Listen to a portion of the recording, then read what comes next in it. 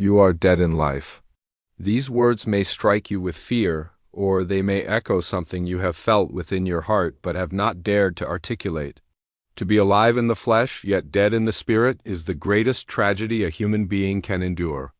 It is a quiet suffocation, a numbing silence, an invisible coffin in which countless souls lie each day, going through the motions of existence without touching the essence of living. This state does not announce itself with violence. It creeps in with habit, comfort, conformity, and the betrayal of one's inner voice. Life does not vanish merely when the breath stops. Life begins to vanish the moment we stop listening to the whispers of the soul. The dead in life walk among us with hollow eyes and quiet despair. They wake in the morning but do not rise. They breathe, but the air carries no fragrance.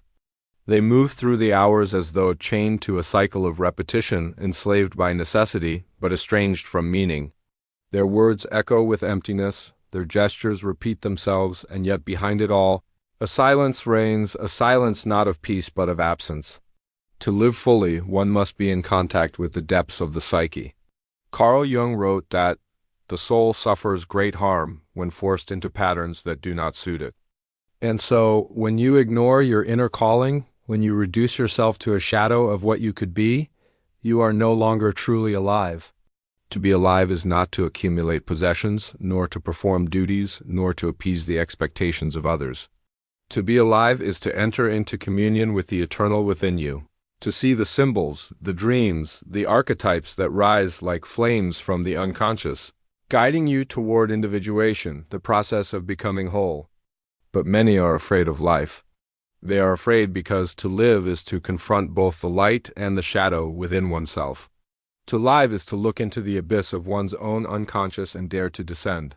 Most would rather remain asleep. It is easier to be dead in life than to awaken, because awakening demands pain, sacrifice, and transformation. It demands the death of who you were so that the birth of who you are meant to be may occur. And so people choose death over life without knowing they are doing so. They seek safety, comfort, predictability. They arrange their lives into neat patterns that suppress chaos and mystery. They cling to roles handed to them by society, the obedient worker, the respectable citizen, the polite companion. They become efficient machines but not living beings. Their soul grows restless, screaming from the depths, but they drown it with distractions. Entertainment, shallow pleasures, endless noise, they silence the voice within, mistaking numbness for peace. The tragedy is that deep inside, every person knows when they are dead in life. There is a moment of honesty that breaks through every mask. Perhaps in the stillness of the night, perhaps in a fleeting glance at one's reflection, a whisper comes, "This is not who you are. This is not life." But the whisper terrifies, because to follow it would mean tearing apart the life you have carefully constructed. And so, most people bury it quickly, pretending they did not hear. Yet no matter how long you ignore it, the soul does not vanish. It waits, it sends signals. It manifests as anxiety, depression, emptiness, dissatisfaction. These are not enemies, but messengers. They are signs that something within you is longing to be born. You may go to doctors, you may seek distractions, you may try to numb the pain. But the truth is clear. You are not sick, you are not broken, you are simply not alive. To return to life, you must dare to face yourself. You must strip away the layers of illusion and meet the truth of who you are. And this truth is not always flattering. It is not the image you carefully project to others. It is raw, contradictory, frightening, and beautiful. To live means to embrace the paradox that you are both light and shadow, both weak and strong, both fragile and divine. Most cannot bear this truth, and so they choose the safety of lifelessness, but life demands courage. Life demands that you risk comfort for meaning. Life demands that you step into the fire of transformation, even if it burns away everything you once held dear. For only in that fire does the phoenix rise. Only when you allow yourself to die inwardly can you be reborn into authenticity. You are dead in life when you cling to masks.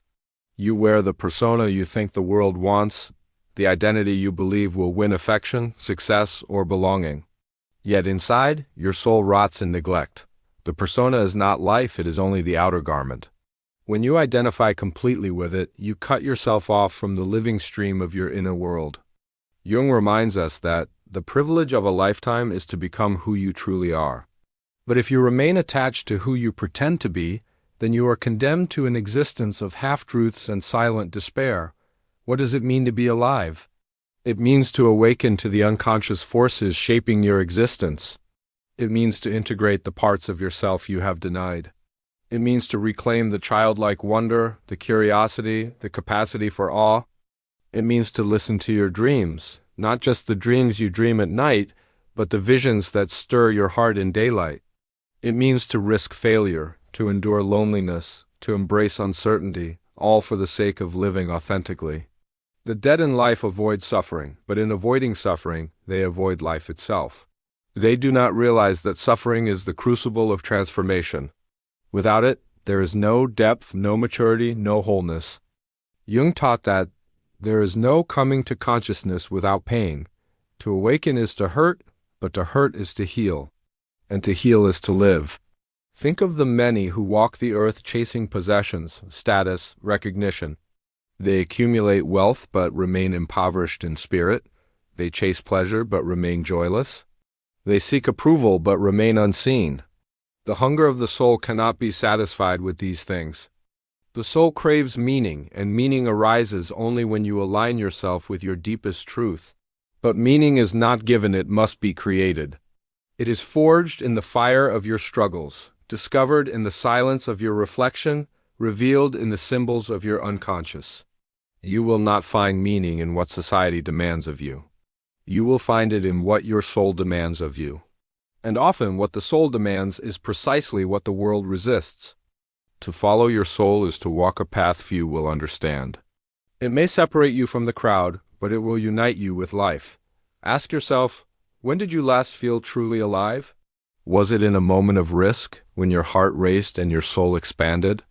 Was it in a moment of creativity, when something larger than yourself flowed through you? Was it in love, in pain, in surrender? Those moments are not accidents, they are glimpses of the life you are meant to live. You are not meant to shuffle through existence like a ghost. You are meant to burn with vitality, to create, to struggle, to love, to grow.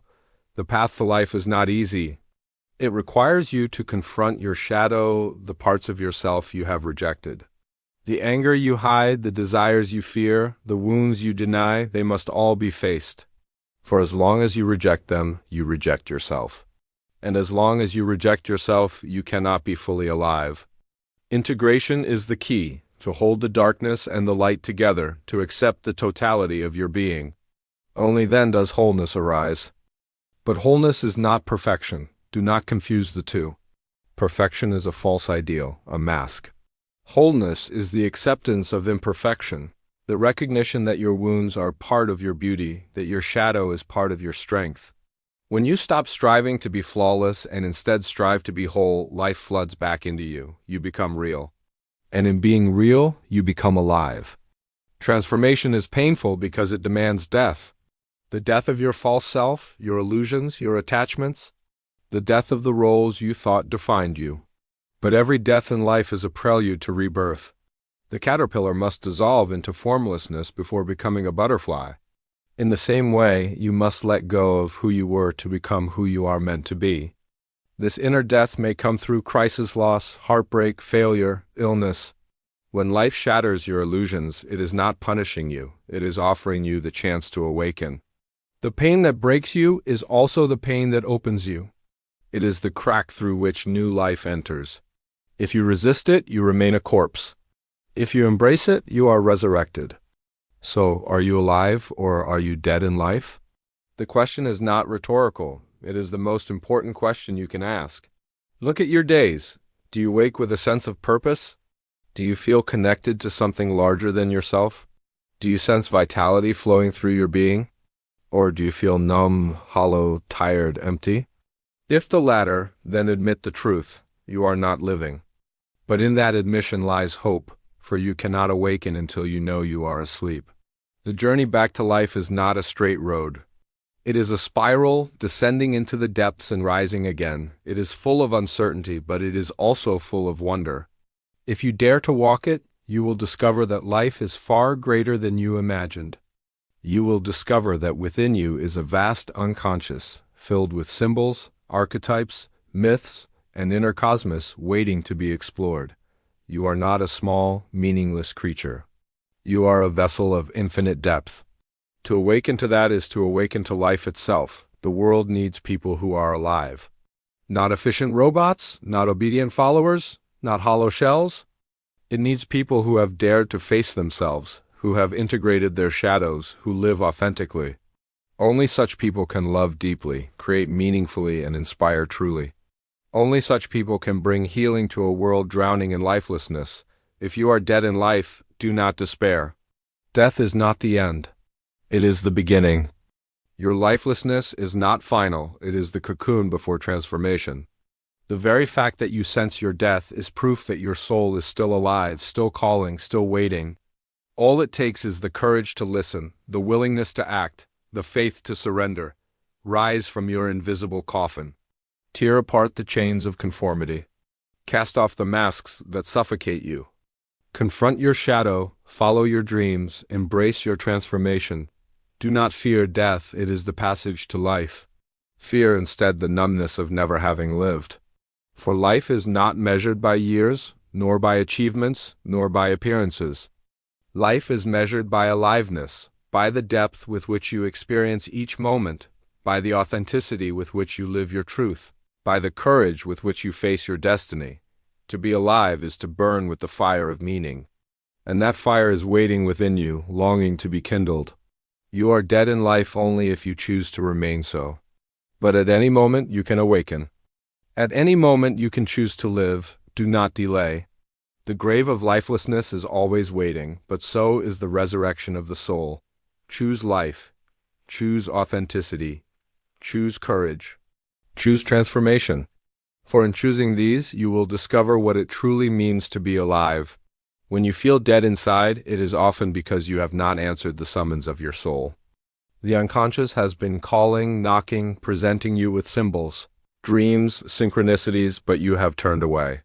You have drowned the voice in noise and distraction and shallow pleasures, and so your inner vitality withers. The first step in returning to life is to recognize your death. To look in the mirror and admit, I am not alive. I have been pretending. This admission is not defeat, but liberation. Jung himself insisted that wholeness cannot be achieved without the confrontation of truth. You cannot heal what you will not name. You cannot awaken while denying your sleep. When you confess your inner death, you begin to awaken to the mystery that has been silenced within you. You begin to sense that life is not a possession to be grasped, but a gift to be received. The purpose of life is not security, nor comfort, nor approval. The purpose of life is the realization of the selfless deeper being that lives in you, beyond your ego, beyond your fear, beyond the false roles you have been taught to play. You are dead in life when you cling to masks. You wear the persona you think the world wants, the identity you think will win affection, success, or belonging. Yet inside, your soul rots in neglect. The persona is not life, it is only the outer garment. When you identify completely with it, you cut yourself off from the living stream of your inner world. Jung reminds us that the privilege of a lifetime is to become who you truly are, but if you remain attached to who you pretend to be, then you are condemned to an existence of half-truths and silent despair. The second keynote is to confront your shadow. The shadow is that part of you that you deny, repress, and exile. It is the dark twin of your consciousness, carrying all the qualities you reject. The dead in life avoid the shadow because to face it is terrifying, but to avoid it is to lose half of your vitality. When you suppress the shadow, you suppress energy. The anger you bury, the desires you fear, the ambitions you shame, they all ferment in the dark, poisoning your vitality. Yet, if you dare to meet your shadow, if you look into its eyes without fear, you will find not only darkness but also untapped power. The shadow contains creativity, passion, strength, and vitality. To integrate it is to reclaim your lost life force. Do you wonder why so many live as hollow shells? It is because they have disowned their own fire. They prefer to appear virtuous, obedient, acceptable, and inoffensive rather than alive. But in doing so, they become corpses walking, The world does not need more people who look good. The world needs people who are real, whole, alive with the fire of authenticity. The third keynote is to listen to your dreams. Dreams are the royal road to the unconscious, Jung taught. They are not random illusions, but messages from the depths of your soul. To ignore them is to ignore your inner compass. The dead in life dismiss their dreams, both the ones they dream at night and the ones they carry in the heart. They call them childish, unrealistic, unimportant. But dreams are the language of the soul. When you learn to pay attention, you begin to see the myth you are living, the symbols guiding you, the path unfolding before you. To return to life, you must rediscover your dream, not the borrowed dream of society, but your own. Think of how many people gave up their dreams because someone told them it was impossible, impractical, or foolish. In surrendering the dream, they surrendered their vitality. To resurrect life, you must resurrect the dream. You must listen to the symbols that come at night and the yearnings that stir by day. The dream will not shout, it will whisper. But if you follow, it will lead you to the very heart of your destiny. The fourth keynote is courage. To be alive demands courage because life is not safe. To follow your soul is to walk into uncertainty, to face rejection, to endure misunderstanding. Courage is not the absence of fear, but the decision to act despite fear. The dead in life seek safety above all. They will trade their vitality for the illusion of security. But in securing their safety, they imprison their soul. Jung once said, "The most terrifying thing is to accept oneself completely." Courage is not merely facing the outer world, but facing the inner truth of who you are. It is daring to accept that you are not only light but also shadow, not only rational but also irrational, not only ordinary but also divine. To accept yourself fully is to ignite the flame of aliveness, for wholeness is the true source of vitality. The fifth keynote is transformation. To return to life, you must undergo death. The death of your false self, your masks, your illusions, your old attachments. Transformation is always preceded by a kind of dying. The caterpillar must dissolve into nothing before becoming the butterfly. In the same way, you must allow parts of you to perish. The false identities, the toxic relationships, the stagnant routines, these must die if you are to live. This death is painful. It feels like loss, it feels like chaos, but it is the soil in which rebirth occurs. Too many resist this inner death, and so they remain suspended between two worlds, unable to cling to the old, yet unwilling to embrace the new. They become ghosts in their own lives.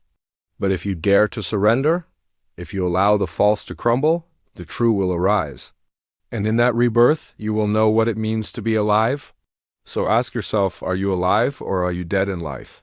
Do you feel the fire of meaning within, or are you drifting in numbness? Are you obeying your soul, or are you playing roles to satisfy others?